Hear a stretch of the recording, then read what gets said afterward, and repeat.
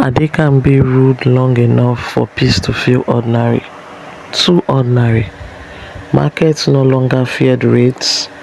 Children ran barefoot without elders calling them back. Drums played for festivals, not warnings. The kingdom had forgotten what it meant to tremble, and that was when danger returned. Not with war horns, not with foreign blades, but through blood. Adekambi's first son was named Shola, meaning wealth becomes honor. From the moment he could walk, Shola commanded attention.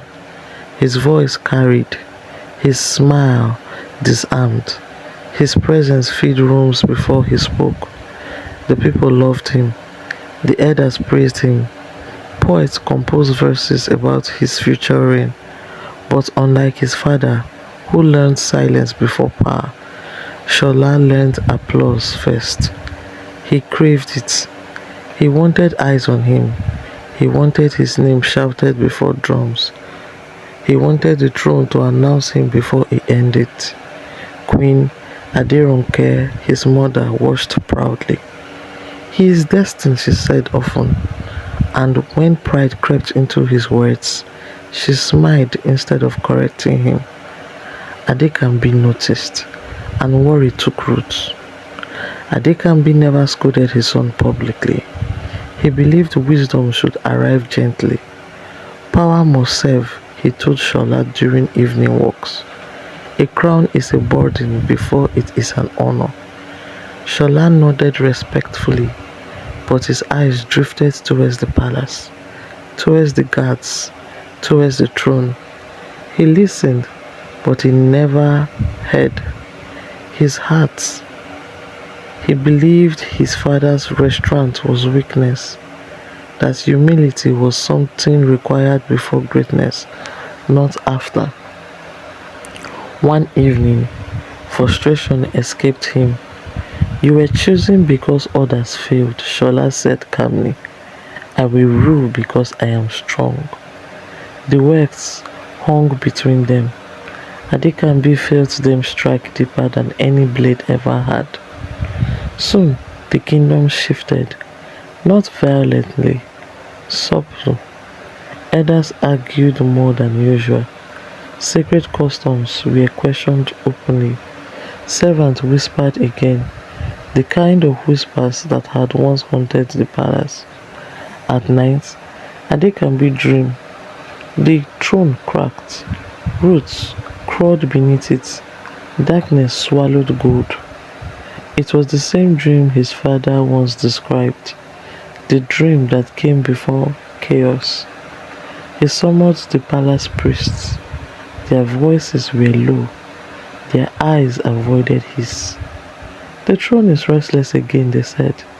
It senses pride returning. When Adekambi finally announced Shola as crown prince, the kingdom erupted in joy. Drums thundered, voices praised. The future felt secured, but the throne did not celebrate. As Shola stepped forward during the sacred ceremony, the ancient drum split down its side. Silence followed. A sign. The elders exchanged uneasy glances. The air grew heavy. Shola laughed. "Superstition," he said loudly. Adekambi said nothing, but inside him, something trembled. That night, Adekambi summoned his son privately. No guards, no witnesses, only blood and truth. "I will not pass the throne to pride," he said quietly, "not even to my own son." Shola's face hardened. "Then you will lose me," he replied. Adekambi's voice did not shake. "Then I will lose the throne first."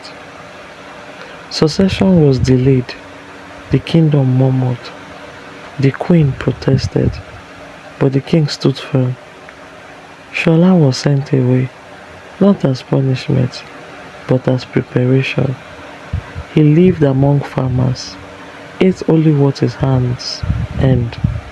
He learned hunger, he learned waiting, He learned service without title. Years stripped him of arrogance. Silence taught him what praise never did. When Shola returned, he was different.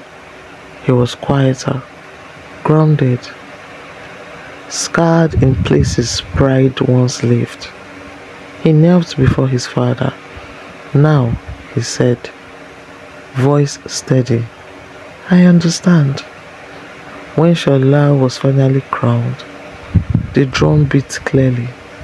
The earth rested. The elders exhaled. The throne stood firm. Adekambi smiled, not as a king, but as a father who chose legacy over ego. For more videos like this, kindly like, share and follow. Thank you.